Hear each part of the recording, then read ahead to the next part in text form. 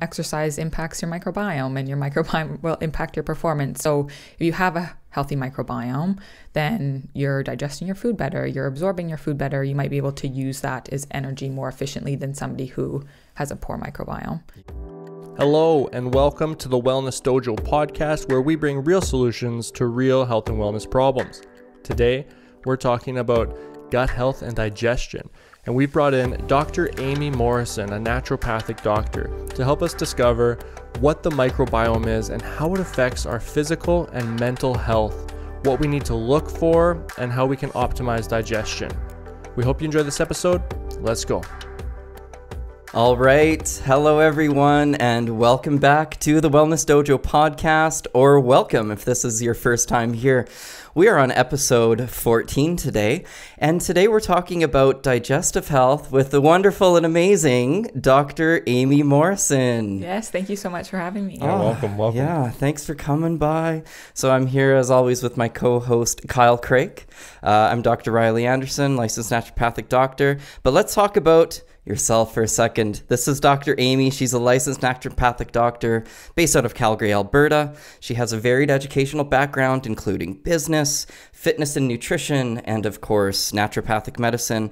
She's no stranger to good deeds, having volunteered for a month in Africa. And I imagine that had something to do with like the Naturopaths Without Borders or something along those lines. It actually wasn't. It was after my business degree, and it just volunteering in a school. Oh, amazing. Yeah. She's a former varsity athlete in soccer, which is really cool.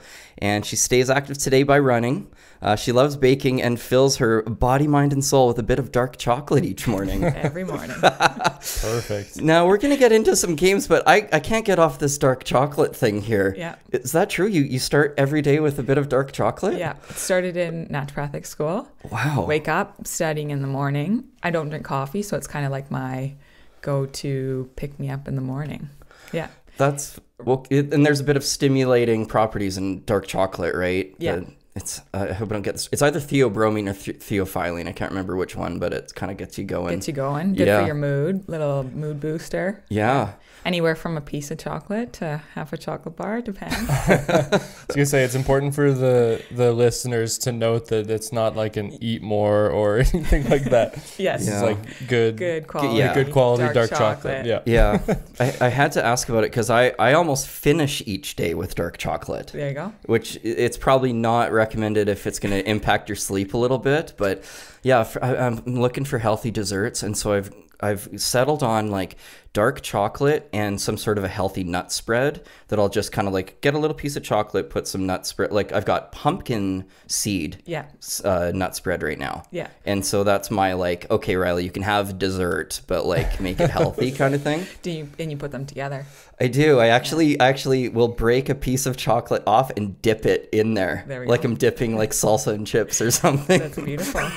It is beautiful. Thank you, Dr. Amy. Yeah. I'm glad you agree. I support. Yeah. Gotta get creative. All right. Okay. So we're going to play a little game to get things started. This game goes by many names, this or that, would you rather kind of thing. So I'm going to start with you, Mr. Kyle Craik. Here is the first question, and I'm really, really looking forward to your answer. All right.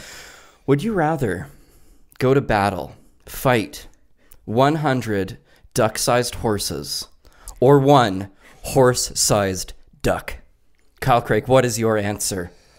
Am I allowed weapons? You are allowed not a blunt. Oh gosh, not sharp. Not sharp, so I can bring a bow staff. But the greatest weapon is your mind, is it not? This is true. Okay, so I got. And they're angry. Because ducks are like sometimes they're cute. No, these ones they've got like rabies. These are Canadian geese. Yeah, they've got the disposition of Canadian geese. I'm gonna say 100 duck-sized horses. Yeah, They've got teeth. Are you sure? I'm gonna take those guys on, or girls. Do you have a strategy in mind? Well, if I have my bow staff, I got lots of strategies. If not, it's like my strategy is maybe just like run, and they have much shorter legs than me. So. Yeah, that's my answer though. Okay. Yeah. Okay. Yep. Well, if we can ever simulate this in the virtual world, we need to be able to record it and post it. See which one I survive. Yeah. Absolutely. Yeah. Yeah. Okay. The meta is coming. Dr. Amy, this is voluntary. Would you like to answer that question or go to the next one? It's a good question. No pressure. Yeah. Yeah. Same question. We don't pressure anyone on the Wellness Dojo Yeah. podcast. No, I feel like the 100 small horses. You'd go with the I 100. feel like one large angry bird is dangerous. It sounds powerful. Yeah. Like, I mean, It's basically a dinosaur at that point. Yeah. there's definitely power in numbers, but yeah, there's something about a giant, powerful duck that's just absolutely terrifying. I think it'd just pick you up and then that would be Yeah. game over. A horse doesn't have a beak. Let's just say that. There we go. Yeah. Okay, moving on to the next one. Okay. This one's a little bit more level-headed, I guess. Would you rather, if you had a time machine, that's a given, would you rather travel to meet your past ancestors or travel into the future to meet your future grandchildren? Dr. Amy? Oh, that's a good one. Okay, I think I would say past ancestors because hopefully future grandchildren you'll be able to see eventually Yeah. where you can never go back in time without this time machine. Okay. I think you could learn a lot. I would hope so. Yeah. Yeah, it'd be cool to see where you came from. Yeah. Yeah. How about you, Kyle?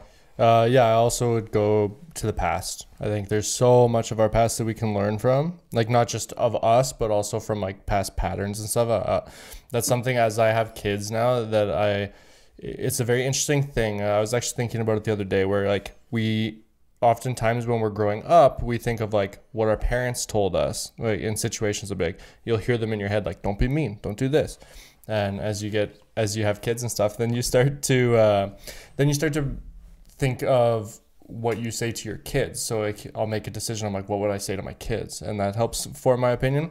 So I think it would be interesting to hear, like, to go back and meet like great grandparents that you didn't get time to spend with and stuff like that. Because I just think you'd learn more about your mannerisms and stuff from the people you came from, right? Yep. And I think you'd go into the future and you'd be like, hey, I'm your past great grandfather. And they'd be like on their phones, like, what's your handle? Yeah. They might be so uninterested in you. Yeah. Maybe there's part of it where it's just like the past looks brighter than the future some days. So it'd be nicer to go to the past. Yeah. There's that era of like the golden years, isn't there? Even for me in like the 90s, I'm like, the 90s were great. Everyone was cool with each other. No one was like angry about everything. Like we're just listening to MC Hammer and hanging out outside. And oh, well, that's my version of the golden 50s. Yeah.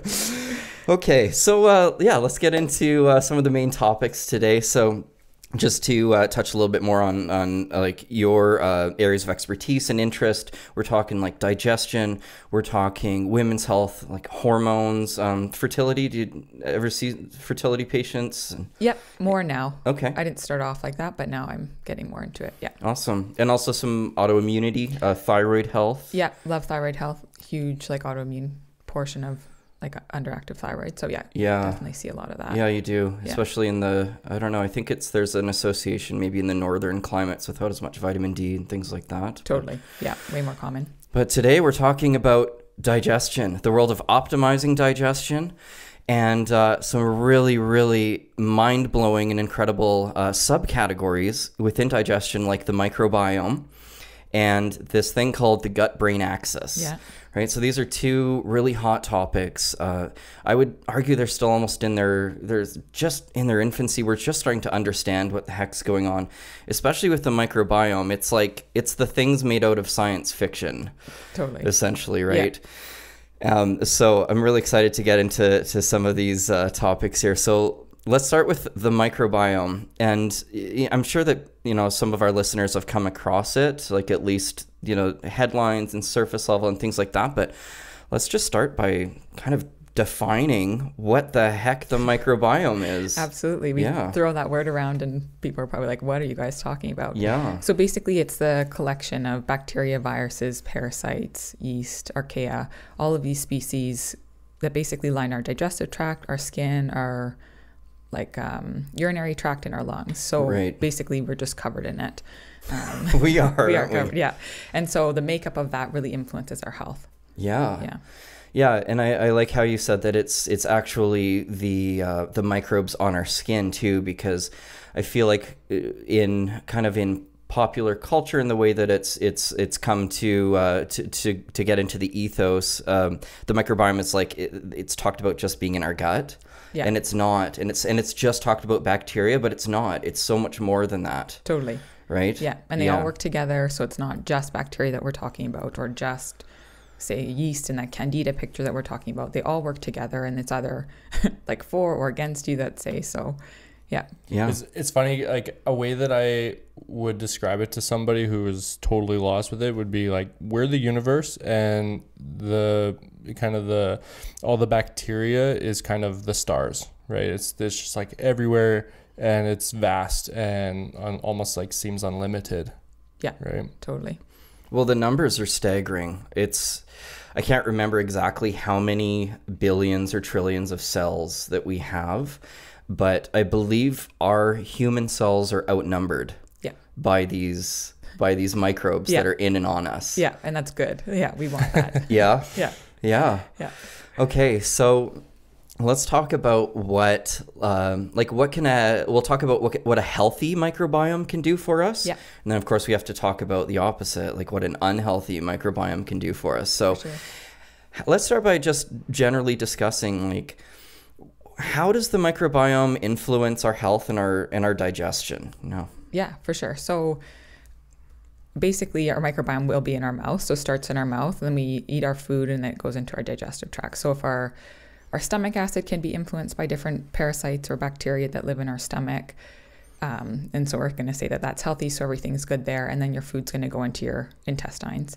There, your microbiome is going to help to break down the foods that either we can't break down ourselves, so resistant starch, and then they're going to produce polysaccharides or short-chain fatty acids that some people might have heard of, which are really beneficial to our health. So then those are going to then signal our neurotransmitters or our hormones or our immune system to say, okay, like everything in our digestive tract is healthy and optimal. You don't have to worry about us here. And then our brain's going to benefit, our immune system's going to benefit, all of our hormones are going to be balanced just because our microbiome is in good shape. Yeah.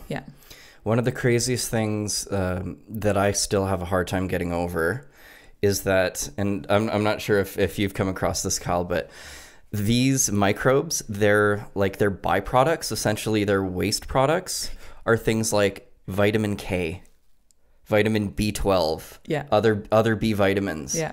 So we know that we need B vitamins through our nutrition and things like that, but like down to the molecule, they produce vitamin K and B vitamins, which that's one of the ways that they can really help benefit us. Yeah. So did you know that? No, I didn't. Yeah, that's something that that's kind of like the science fiction-y stuff. It's like, so these things aren't necessarily like sometimes when you hear that these things influence us and they influence our mood and this and that, like when I first started hearing about that, it was years ago, and I was like, what, with like their bacteria minds? Like this is like bacteria mind control? Like what the heck's going on? But it's their byproducts.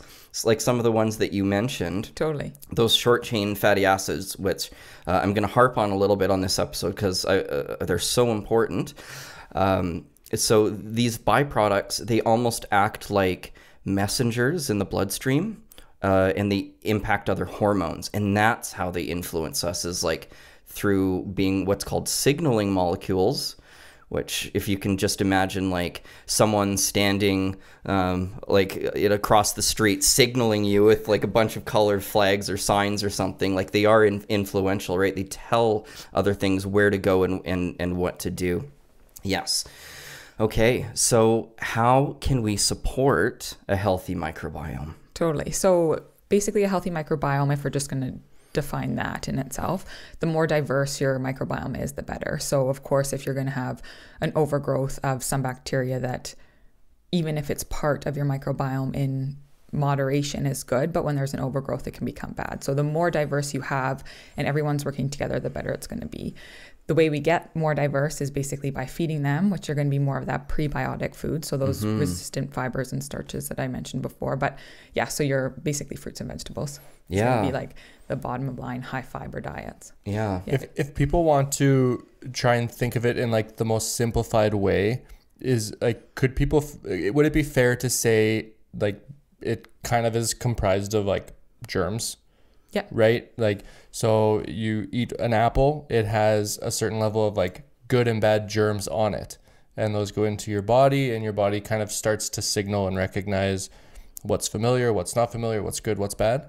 So yeah, your microbiome is going to have like basically a surveillance system in it to say that like this protein even in a food or the germs on this apple are good and bad for this body. And so they're going to be able to, your immune system and your digestive tract will be able to be that surveillance system for us being like, yes, we want you here, or no, we don't want you here. And then that's where it can basically decide for us what we want to absorb and not absorb. And is that kind of where you mentioned diversity is healthy, is because then your body is able to recognize more and be able to, kind of like any virus or anything like that, be able to defend it then? Yeah, so some bacteria will produce some short chain fatty acids. Some bacteria will be better for producing B vitamins and vitamin K. So if you only have like an overgrowth of a few bacteria, or let's say more of them and less of something else, then you're only going to produce certain molecules when we want all of these signaling molecules. Yeah. Okay, cool. Yeah, I that's something that really stood out in trying to look into this further. Is every single article I read said diversification of your microbiome is key. Yeah, is key to health. Which, when I look at like probiotic supplements, I tend to only just see those two strains, the lactobacillus and the bifidobacterium. Yeah. But there are other probiotics out there that have, like the one I'm taking. I'm not going to mention the company. They can sponsor us if they want a shout out. But what does the ND take? Well, with their own money, I do take a probiotic. It has 11 strains in it. Yeah. I've taken it for a couple months before we recorded this episode. I wasn't doing it just to be fashionable, Kyle, have you taken a probiotic supplement before? I actually haven't taken a supplement. I've just kind of tried to do it through nutrition more than anything, but like, yogurts and stuff like that. But no, I haven't done, but it is something I've been curious about, which is part of the reason why I was excited about this conversation too. Yeah. Well, something that Dr. Amy, you mentioned was prebiotic, and I'm not sure if the audience caught that because it's almost, what is it? It's a homonym. It almost sounds so close to probiotic, but pre meaning before. Yeah. What is a prebiotic in opposed to a probiotic? Totally. So probiotic is going to be like you're encapsulating a bacteria or these strains of bacteria that you just take, and that will influence the microbiome that you already have and what's in there. A prebiotic is going to be the fiber-rich foods or that you get through diet that basically feed the bacteria, viruses, parasites, yeast, whatever's in there that you already have. Yeah, because they need food too. Exactly. They're hungry. They're like, what about us, right? They need some prebiotics to feed the probiotics. So pre is first. It feeds the pro. And when I've been looking into like dietary options for prebiotics, it's always these things that maybe you can get in supplement form, but I can't just tell someone go eat some chicory root and some Jerusalem artichoke. Yeah. It's kind of these weird foods, and I'm sorry, I don't mean that they're weird. I just mean they're not exactly accessible. They're not mainstream. Yeah. For everyone. But some of the accessible ones are chia seeds. Yeah, is a really good one.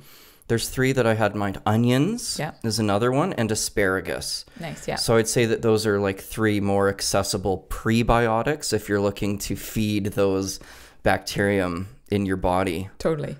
And I wonder if people think a Fodmap diet, that say a lot of people are low Fodmap diet because those fibers bother their digestive tract. But if you actually think of those Fodmap foods, they're rich in these fibers that feed your microbiome and bacteria. Interesting. Yeah. So Fodmap is people essentially trying to stay away from many varieties of sugars, right? To reduce their IBS symptoms. Yeah. Yeah? Yeah. So you're saying that those diets, if someone's on a low FODMAP diet, it's not necessarily great for prebiotic and the microbiome? Totally. To be cautious, at least. Yeah. So you can get really good benefits from the low FODMAP diet, but it is more symptomatic where long run, you're actually going to do more harm than good for your microbiome being on a diet that has no or very limited fiber. Yeah, we did an episode on diets, and it's pretty much like, unless you have a serious medical condition that requires you to be on this diet for life, it's more of a try it or a cycle on and off kind of thing, because these diets, they tend to always be deficient in something, right? And they cause some sort of an imbalance in you. Yeah, you're always going to eat the one vegetable you can eat or something, which then you have no variety in your diet, then you'll have no variety in your microbiome. Yeah, well, and that's kind of what I was going to say too, is when we are doing any diet, like whether you're doing keto, whether even if you're doing like something crazy like the carnivore diet, which we pick on all the time, variety is key, right? The more variety you can have in your diet with whatever restrictions that you have, you're going to at least put yourself in a little bit of a better position, right? Would you be able to speak to, so for people who are listening to this and they're like, okay, great, I know I have all these, microbes and organisms inside of me that are doing different things. Like, what can people actually look for to know if something might be out of whack? Yeah, for sure. So if you, let's say, are eating these fiber-rich diets or foods and have that variety, and you either have like bloating, gas, constipation, diarrhea, abdominal pain, then you're going to know that there is an imbalance in your digestive tract. Something there needs to be addressed so that you can eat these foods in order to have that variety. But right now we're feeding something that's imbalanced or overgrowth in there. Yeah. And so you mentioned having a diverse array of bacterium is good, and especially if they're what we call commensal, which is like they get along with us. They're not harming us. If anything, they're doing us good. Are there other bacterium that are maybe more harmful that can come through like foods that are full of trans fatty acids and like poor foods? Can you speak to that? So I guess our microbiome, we have all of these like bacteria that are very helpful for us and we want them. When those are overgrown, they can also cause issues, but they're supposed to be part of our microbiome. Then we have the bacteria that you're talking about that like we do not want in our microbiome. No amount of them in there, you would be like, this is good for us. Yeah. And so for those ones, their waste products, instead of being like vitamin B, is like ammonia. It's like disease causing particles, right? Yeah. And typically with those ones, those pathogens that people will get like an acute sickness from. So those, like you have something that has E. coli on it, like you are acutely ill that day or the next day, like something's wrong, versus like the overgrowth potentially of our normal flora. That's where you'll get like more of the chronic bloating, gas, diarrhea that happens for months or years even. And this is where like quality of food really matters, right? So if you're eating fast food like every single night kind of thing, those foods are going to have more of these disease causing particles, let's just call them, or microbes or bacteria that are on them that are going to then be kind of imbalanced because you're eating that so often or more consistently than you're eating things like apples and carrots and vegetables and stuff.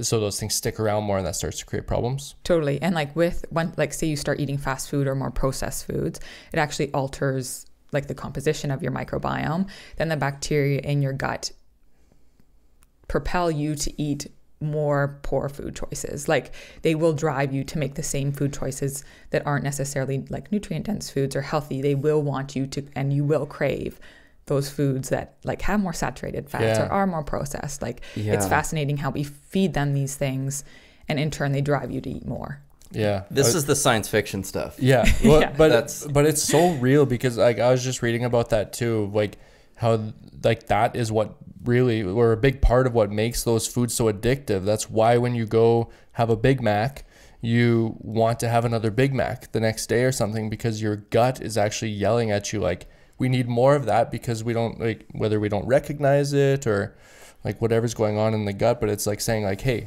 give us some more of that so we can, feed like that bacteria. Is that correct? Like the bacteria in your gut actually is saying like, hey, bring us more because we need more of our allies in here. Yeah. And like, for example, Candida, part of our normal flora, but when it's overgrown, will cause you to crave sugar. So like it feeds off of sugar. It wants you to have sugar. Therefore, you probably will go eat sugar. I don't know how much like motivation or self-control, if we want to call it like you will still just go eat sugar because you have that overgrowth, or you're feeding these bacteria with things that they want, for sure. Yeah, and they're signaling you with hormones, right? And so like hormones includes, anything from the ones we typically think of to neurochemicals, right? And so that's what you're at the mercy of, and that's how these things communicate. And it is very complicated, trust me. I've been trying to get a handle on this, and it's like them being cell signaling molecules, like their byproducts signal other things in your body to produce more hormones that signal this certain appetite response to certain foods. And that's how they do it. Yeah. It's not by mind control, which is what I thought. But I think there's a really important Well, they do point. control our minds. Yeah. Not with their minds, that's all. Just with their poop and excretion. I think there's a really important point there, though, of like people who are really struggling to eat well, or really struggling to get off sugar, or whatever the case might be for that person, to help the health of their gut or just their overall health. It's not your fault necessarily that it's hard. It's your fault that you ate fast food and that contributed to it, and that's where you can start to make changes. But it's not your fault that it is so difficult. I think a lot of people do struggle with that, and I don't know if you guys see that in your practice as well, where people are coming in just like frustrated, defeated, and really actually feeling down on themselves because they're like, why can't I do, like, why is this so hard for me? It's like, well, because your body is like screaming for you to do these things, and so you have to fight against your body almost. Totally. That's tough. Yeah, there's actually like more research now that's showing that certain phylum, I guess, of bacteria is linked to more obesity and weight gain. So if you have an overgrowth in one compared to another, then you will actually have more insulin resistance. You will have worse glucose metabolism, leading to more weight gain. So for sure, like when there's an imbalance there, no matter what you do, if your microbiome isn't happy with you, then it's gonna be twice as hard, for sure. Yeah, which is a really nice segue into like what can happen if it's not functioning right. So one of its roles, one of its many roles, the microbiome in helping digestion, is to help you like properly digest glucose and sugars, and it also helps control our insulin response, which is what gets spiked when you eat a high sugary meal. So these things are intimately connected to weight gain and obesity and fatigue and things like that, right? Totally. Yeah. So then the opposite can be true. There's always a silver lining. It's like it can also help with things like energy, and a lot of our listeners, they're amateur athletes, weekend warriors, some even pro athletes. So what I wanted to touch on today is, can a healthy microbiome help us with athletic performance? What do you think of that?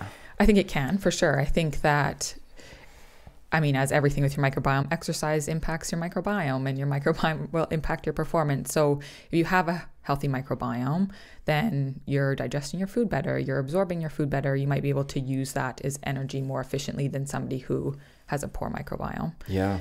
Also, when it comes to, say, endurance races or athletes, having a worse microbiome when you're in that race, like you can actually have more bloating and gas than somebody who has a better microbiome than you in that event. So for sure. Yeah. And mental health is a huge part of being athletic as well, right? So for me, relating to martial arts competition, right, I know as soon, and we'll get into this a little bit later, but I know as soon as I get into that competition, those nerves kick in, and all of a sudden, like, my gut feels 100% different than it did when I walked in, right? Or that morning. And so, but also if you haven't been eating well leading up to a competition, you could see how that could also affect your psyche going into a race or going into a competition or anything. Totally. A lot of like our neurotransmitters, so serotonin, even like adrenaline, dopamine, can be made in our digestive tract, or I should say. So yeah, if you don't have like that motivation that's there, that can be produced from your microbiome because of the serotonin or dopamine, then you will maybe not perform as well, or not have the motivation to train as hard. So it would impact you for sure. Yeah. It's a really negative cycle, right? It's it is. And it all seems to like relate back to like your nutrition. Like almost everything seems to come back to like nutrition and movement, but nutrition being a key. And I think because of what we're talking about today, which is this, this gut health and just like this like other world that's happening inside of us that we don't even think about until we are having trouble with a bowel movement or a pain in our gut or something, right? Yeah. So, speaking of nutrition, it was Hippocrates that said, "Let food be thy medicine." Funny fact, Hippocrates was not a hypocrite. I seriously looked this up. This is what happens when I'm on my 4th hour of daily brain power and I have to start looking other things up. But yeah, and there's really something to be said for that. And the way that you eat can, and it's almost one of the only ways to really positively influence your microbiome, of course, like modulating stress and good sleep and all that too. But so what are some of the top foods, and I imagine there's a couple that we can all come up with that you can eat today that can help populate that microbiome for you? Yeah, I think foods, I guess in general, so veggies and fruits, but I think an easy one for people to, like if your clientele, let's say, is like super busy, so smoothies are really a good way to, if you can digest them and you're okay with the cold, but are a really good way to get a lot of different variety of like nutrients and fibers in a small, like let's say a glass, versus like if you're trying to hit the veggie consumption of the day, you have to be eating veggies at breakfast. You have to have like a good substantial each meal. And a lot of people struggle with thinking veggies are an okay breakfast food. Yeah. So then by adding like a smoothie with, any like leafy greens, definitely cruciferous vegetables, your colorful fruits and veggies. So berries for sure are great. Yep. Beets, red cabbage, like that red deep color. Yeah. Trying to getting a variety of different colors, groups of veggies and fruits as well. Okay. Yeah. So it sounds like, foods that have a nice fibrous content to them is important. And also, you can't go wrong with antioxidants. How about fermented foods themselves? Yeah, fermented foods are good, I would say, overall. If somebody has a imbalance of bacteria or an issue with digestion, then fermented foods can actually make people feel a bit worse. So, I mean, you can always just try a little bit, and if it makes you feel worse, then again, insight into how well your digestive system is. But yeah, for the most part, and people who can tolerate them, fermented foods are awesome. So yeah, sauerkraut, kimchi, miso. Okay, that's a good tip, Dr. Amy. So I was going to tell everyone to go eat some fermented foods, but yes. We'll try it for sure and see if you feel okay. Yeah. Okay, one more question before we get into the gut-brain axis. Yep. Does everyone need a probiotic? Kind of on that same topic of fermented foods, probiotics can make people feel worse. And some of the added prebiotics into probiotic supplements can, again, give you an insight to you're feeding that bacteria that's in there with these prebiotics in the probiotics. And if it's making you worse, then no, I don't think you should take them. I don't think you should push yourself through it. And But before we move away from the prebiotics and probiotics, can people, like, I know, so imagine somebody does live a healthy lifestyle. They eat fairly healthy. They don't notice anything that's dramatically, different in their gut. Can somebody like that overdo it? Because I used to work in a gym, and when I worked at the gym, kombucha and that kind of thing was just on the rise. It was so popular that people were drinking like 2 a day, 3 a day sometimes. And I was like, there's no way that's healthy. Like, people can overdo it, right? Especially with things like kombucha that have been marketed and kind of trendy almost in a sense. Can people overdo it? For sure. So if we take that like example of kombucha, is it always the same strain that they're drinking? So are they actually only getting like one strain over 3 times a day, right? Versus like having an 11 strain in something. Also, a lot of the times, like if they're making it at home, same thing, you don't know what's in it. And in commercially produced ones with a high sugar content actually like mitigates any benefit. So it is more just like drinking sugar than getting health benefits from these products. Yeah. And I guess same thing would go with smoothie, right? Like, you're not just going to the smoothie shop on the corner who's, putting 100 grams of sugar into that. Totally. Like refined sugars and stuff. It's finding good quality variety, just like everything else we talk about. Totally. Like homemade, it's exactly what's in it. Yeah. And then when we're looking at prebiotics, probiotics, so prebiotics feed the probiotics and help them survive. What is the balance? Like, what should the balance be when people are looking at that? Or is that just like completely overthinking it in terms of nutrition? Yeah, I think like depending on where their starting point is. So if somebody doesn't eat any fruits and veggies and then you throw them on like 5 or 6 servings, they probably will have some bloating and gas just because they're not used to this much fiber content. Or if somebody's already starting at 5 servings a day, you can probably bump them up to 8 and they won't have a difference.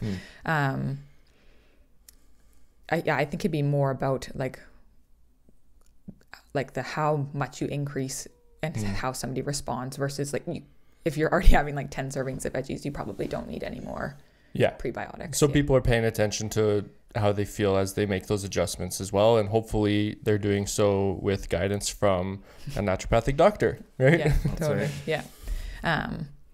And yeah, just back to the probiotics, a lot of times if people don't know what's already in their gut, then just taking something like, you can, again, trial and error, like you can take something to make it, see if you feel better or not, but it also can make you worse, even if it doesn't have those prebiotics in it.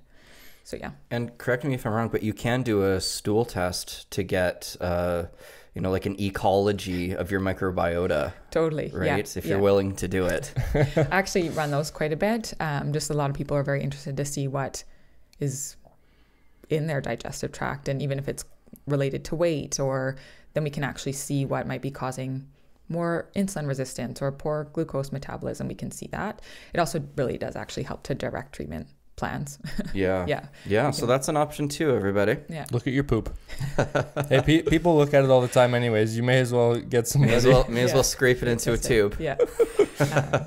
There's also, I have had a few people come in, just to put this in there, but with tests that they just buy online, and there are some out there that like really don't give you any good quality information. So just making sure you're choosing a test that's worth your money. That requires a professional license to have access to. Yeah. You get what you pay for, people. For sure. Yeah. Okay, well, we had to talk about the microbiome in a fair amount of detail before moving on to the next hot topic, which is the gut-brain axis. Yes, you hear about this quite often. You hear about it on social media. You hear about people that probably don't know what they're talking about it just because, it's interesting and it's a hot topic. I don't blame them for it, but I would like to, again, like kind of define it, talk about what the heck it is and what's going on there. Absolutely. We've already touched a little bit on it, but basically our central nervous system, so our brain and our spinal cord, interacting with our digestive tract and that microbiome. And then, of course, the reverse is true. So our microbiome impacting our brain. Yeah. And so it does that via the vagus nerve, VAGUS, which is the longest nerve in our body. It basically goes from our brain, and it interacts with every major organ. And so that is one of the ways that it can interact with our stomach. I have a quick little story, like when I was an intern, and I was not digesting well, and I felt like I was always running around, always doing an assignment. I was always like working at school, and then like, I don't know, it was just a stressful time. And I noticed my stomach starting to distend a little bit more, like week over week. And it was like going outward, and it was almost like getting that like hardness to it. Yeah. And I just had to realize one day at like 1 a.m, working on an assignment, going crazy, feeling this distended gut, that it was probably the gut-brain connection. It had to do with stress. Yeah. And then as soon as I realized that and started taking care of myself, the gut started receding back. That's all it needed. Yeah. So, and I know you mentioned like the martial arts thing and your digestion, right? So it's something that we can, it's tangible. Yeah. Like we can feel it. So that's one of the ways. But then one of the other ways that the gut-brain axis exists is through the bloodstream and through hormones and through something that you mentioned, the short-chain fatty acids, the SCFAs. And something that I ran into, and I don't know if you knew this was brand new to me, like very, very recently, and that's that one of the ways that the gut and the brain interacts is, so those bacteria, they produce those short-chain fatty acids. The short-chain fatty acids, they can maintain the integrity of our blood-brain barrier in our brain. So when the bacteria produces those things, it travels up to our brain and protects our brain. The blood-brain barrier is essentially like, you don't want anything going into the brain that shouldn't be there. It's very tightly controlled, and these things that your microbiome produce helps tightly control it, which like helps just balance, make sure that our mood's good, and make sure that our mental health and all those things are good too. So totally, so fascinating. Yeah. And even like just with the blood-brain barrier, like hyperpermeability of the gut and like that leaky gut, and how it is directly correlated with like your blood-brain barrier and leaky brain. So yeah, the short-chain fatty acids basically making everything tight. Yes. Yeah. So would you say that people that are either high performing or have a nice balanced mood, or they're athletic and well performing in their sports, is it important to have a healthy gut-brain axis for? Totally. So with that, we're just going to assume there's an increase in stress in these people. So even if it's good stress and like the stress that's put on you by performance, but even with that stress, it does increase like that leaky gut picture, that permeability of your gut lining. That's just what happens when you're under stress. So if you have a better microbiome and you have like more of that mucus layer and you're producing more short chain fatty acids, you're going to have the ability to bounce back and have a better digestion after you're through with this stress, with that performance. Yeah, stress is just so important. We talk about that quite a bit, but it's basically like when you're under stress, the digestive system shuts down. Totally. Like all your blood flow is going to your muscles or going wherever you need it, but it's not digesting your food at all. Yeah. And I know we talked about that a little bit last time. It was maybe a little bit of a revelation, like digest your food if you can before jumping into the next thing in your day. Totally. You know? Yeah. Does that impact people who, there's always these arguments online and with different like fitness and nutrition coaches about, you know, pre-workout and post-workout nutrition. How does that impact with just like how like you were talking about, like when you're working out, all that blood flow and stuff is going to your muscles and everything. So how does that impact whether you should, like what you should eat before and what you should eat after your workouts? Totally. And I've played around with this, and I think people are different. Some people can eat, let's say, an hour before, and some people have to eat 3 hours before they work out. But yeah, basically when you're working out, all that blood flow is going away from your digestive tract, so your digestive system isn't able to break down what you consumed. So if you're eating right before you're working out, it will just sit in your stomach. So if it is something smaller, let's say a banana or something, you can get away with that. Where if it's like a big bowl of pasta, which is like common, I guess, what we think about, like you're probably going to feel very uncomfortable and not have a great workout because you're not digesting any food. You're going to feel heavy. Yeah. Okay, awesome. That makes sense. Yeah. Yep. Are you going to make any changes there? No, I mean, everything I do, I'm a big believer in going off how you feel. And so and when I work with my clients, I tell them the same thing, because I get that question a lot. Like, should I eat right before? Should I eat after? Should I wait? How do you feel when you work out? Totally. Like, when you eat before, do you feel super like bloated and heavy, that kind of thing? If so, then maybe eat after, or eat something lighter. Like you said, a banana is usually a good go-to before you work out. And it might depend too. Like for me, for sure, if I go for a run or versus lifting weights, like your meal plan's probably going to look different. Absolutely. Yeah. No, there's very few things that, are tried, tested, and true, and that we know that are almost true for everyone. It's like carbs first, protein after kind of thing. Is a loose rule for almost every athlete. Yeah, you'll burn out there. With that gut-brain axis, I know a lot of people are struggling with mental health right now. It's a big topic, which is a good thing. We're talking about it. But I know a lot of people also who feel like they're doing everything that they need to do for their mental health. I journal, I am seeing a psychologist, a counselor, like all these different things, but it just doesn't seem to be getting better. Can some of that be, and I already know the answer based off of our previous conversation. I guess the better question is, how does that directly relate to that of like your gut health and like anxiety and depression and those types of things? For sure. So like depression, stress and depression actually alter your microbiome as well directly. So same sort of thing with that food piece. Because it will alter your microbiome will then signal you to eat, if you're stressed or depressed, foods that, like, you'll crave the foods that maybe aren't as good for you. And then in turn, you're going to eat those, and that's going to alter your microbiome. So all starting from that, like stress and depression, but then coming through your gut, like they just are going to work back and forth. And it's either going to be that upward spiral or downward spiral. Yeah. It's a vicious cycle no matter what. Totally. Yeah. I think for people that are like doing everything that they can for that depression or anxiety or stress picture, it is like really like focusing on one thing to change and improve at a time versus like trying to just do everything, because then you don't really have a good target goal to, I guess, achieve. Small steps, right? It's like, okay, I've got the journaling down. I've got this down. It's, you do need to kind of have that holistic approach to it. And it's not just about the mind or just about the gut. It's about both. And how do I incorporate things that kind of create that holistic feel through my body, right? Yeah. Yeah.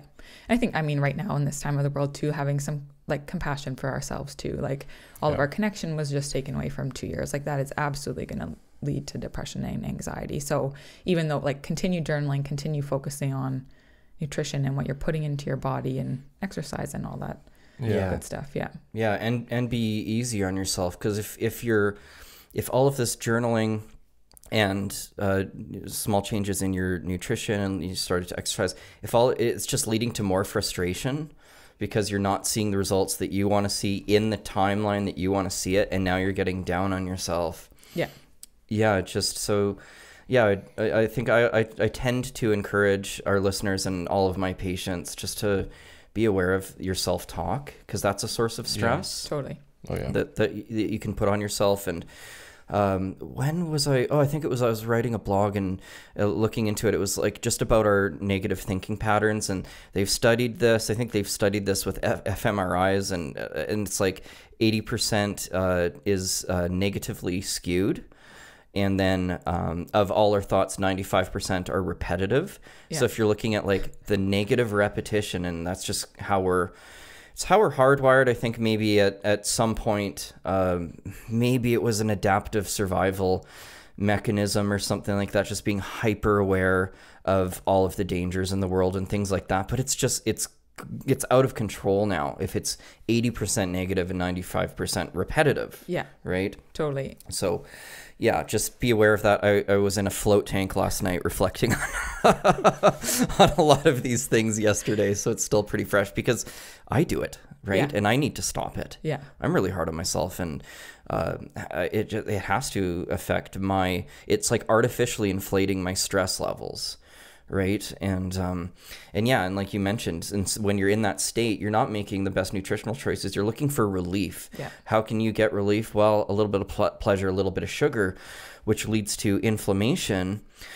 And over time, there's this concept of neuroinflammation. And so you asked like a little bit about depression and anxiety and how this can fit in with the microbiome. It all ties in. It always all ties in. Yeah. And the microbiome, one of the things that we haven't talked about yet is like its role in regulating inflammation is another one that I came across. Yeah, absolutely. Yeah. So, a healthy microbiome, it's helping you digest the sugars. It's helping you with inflammation in the body. And it's like what you said about, it's either the upward or the downward. It's not...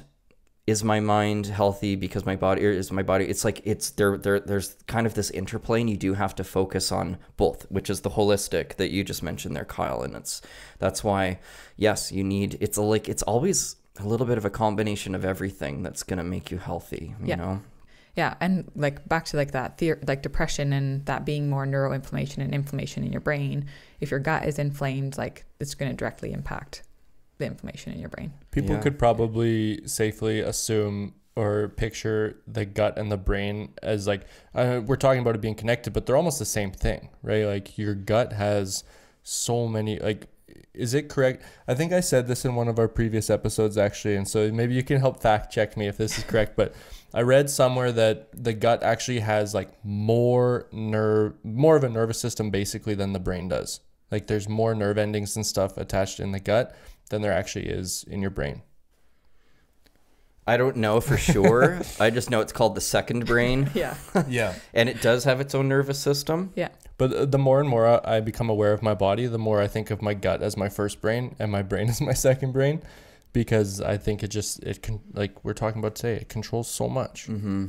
And like even like the gut feeling that people have, like that's all of butterflies. Exactly. Like your nervous system is also there acting as intuition, or however you want to see that. Yeah. Well, when people say go with your gut, there's a reason, right? Yeah. This is because your gut's actually very smart. It's going to tell you, like if you're feeling nervous about something, it's telling you something, right? Yeah. And there's been like more of the ancient cultures, but where they did view almost like it's almost like our whole, like our intellect and I hate using these words, but like the intellect, the soul, like things like that, was situated in the stomach. And I don't know exactly what I think maybe some sects of Buddhism and things like that, but they really put the focus that's how important it was, that like, no, our brain is here, our mind, is more so here. Yeah. So I hope that everyone is able to take away how important today that gut health is. And I missed my probiotic yesterday. I don't know why. I'm going to be taking it today. That's for darn sure. So, Dr. Amy, what would you say is like the big message here in terms of gut health and that gut-brain axis? Totally. So definitely focusing on like how healthy your microbiome is and your gut health.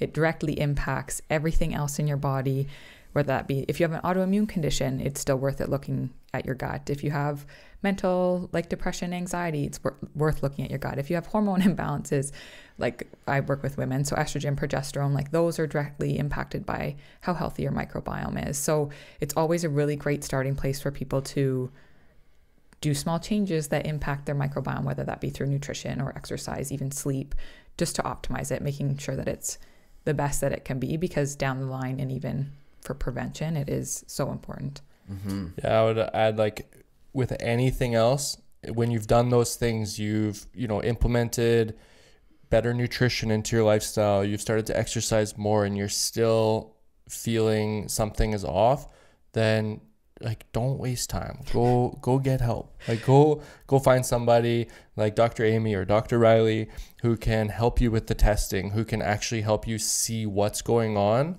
so that you can finally take a grip of these things, right? Totally. Like I work with so many people who have been like, I've had digestive issues for 10 years. And I'm like, 10 years that you've lived with this. Exactly. Like that's so uncomfortable. And of course, like they do try and get tests through the conventional medicine system and say nothing's wrong with them. So it's not that they like don't do anything, but they just haven't found the answer for them. And then, but like for me, I'm like, well, 9 years ago, we could have had you feeling so much better. And it's always like, oh, I tried to cut out this food and this food and this food, and it never seems to be the answer. Yeah. Yeah. And, people just don't know what to look for as well. Like a lot of people are probably hearing a lot of what we're talking about for the first time today, which is why I was so excited to have you on and talk about these things, because as you can tell at the end of this episode, it's so important, this connection, right? And so hopefully now some people who maybe haven't experienced some of this stuff can say, hey, this actually might be something to look into for myself. Yeah. Yeah. Always a goal with me too. Like I want everyone who comes to see me, I want them to eat as much as they can. So it's never about removing what's bothering their system. It's more about correcting their system so that they can eat and enjoy life and like not eliminate. Yeah. Add everything. things and make less room for some things. Yes, Yeah. yes. Yeah. Yep. That seems to be the healthy way to do it. Yeah. I know that was advice given to me as an intern years ago too, is add things in first, because if you start taking away things, people get resistant, they get resentful. Totally. They get down, and it's like, so you never concentrate on what you're taking out, just concentrate on what is still there. Yeah. Yeah. Add more. If someone suspects they're not digesting right, can digestive enzymes help with their microbiome? This is my last question. Yeah, no, that's okay. For some people, they for sure can. I would still use it as a symptomatic treatment, in the sense of if you are not digesting your food properly, digestive enzymes will help. Basically what they do is they provide you with more enzymes to break down those foods so that your body can absorb like the basics. So the amino acids and the glucose and like the smallest particles of fat versus trying to absorb full proteins. Like it's just going to help you break them down. Yeah. My question is always why is your body not doing it itself? So great symptomatically for sure can be really beneficial. Or if you're like trying to be really optimal and up your game, absolutely. But it's always looking at why you're not maybe digesting your food optimally by yourself. Like any supplement, it's there to help an already working system, right? Yeah.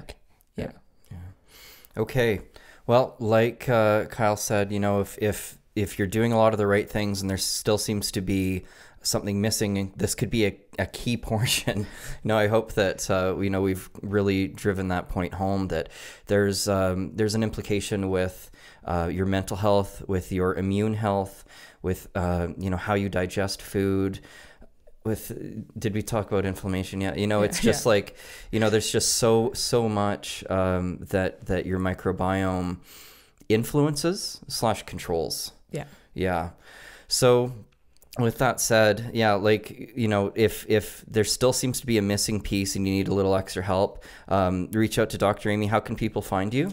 Yeah, so my website is dramymorrison.com, or one R, two S. Sorry, 2 R's, 1 S. 2 R's, 1 S. Okay. And then I'm on Instagram and Facebook, Dr.amymorrison. Yeah, Awesome. we can put some links in our show notes for people. Yeah.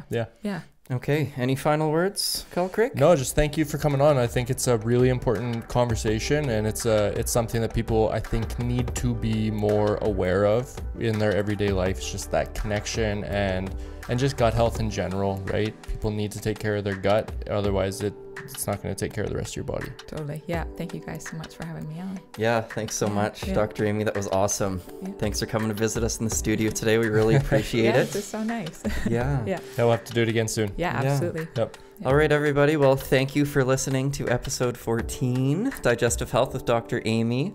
I'm Dr. Riley signing off. Thank you so much. Yeah, thank you guys. We'll see you next time. See you next time.